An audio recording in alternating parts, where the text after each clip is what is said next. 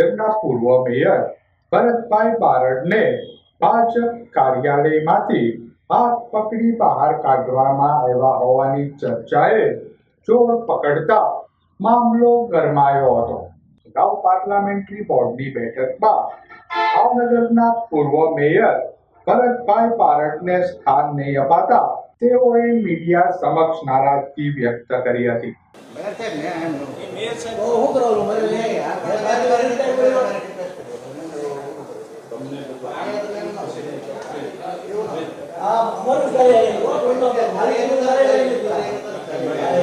જ્યારે આજે ફરી ભાજપ કાર્યાલય ખાતે પોતાની ટિકિટ એટલે કે ઉમેદવારીને લઈને નારાજગી વ્યક્ત કરતા કાર્યાલયમાં પત્રકારોને બાઇટ આપવા મામલે ભાવનગરના પૂર્વ મેયર ભરતભાઈ બારડને અટકાવાતા મામલો ગરમાયો હતો।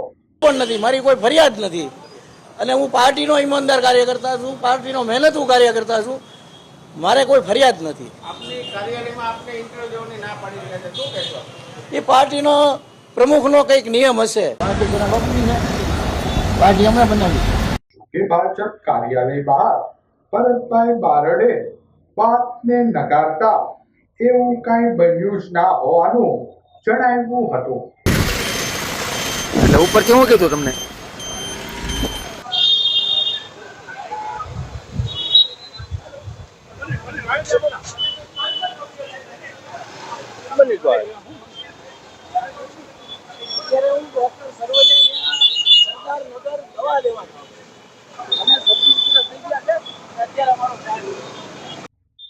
આ મામલે શહેર ભાજપ પ્રમુખ કુમારભાઈ શાહે જણાવ્યું હતું કે ટિકિટ અંગેનો નિર્ણય પાર્લામેન્ટરી બોર્ડનો હોય છે।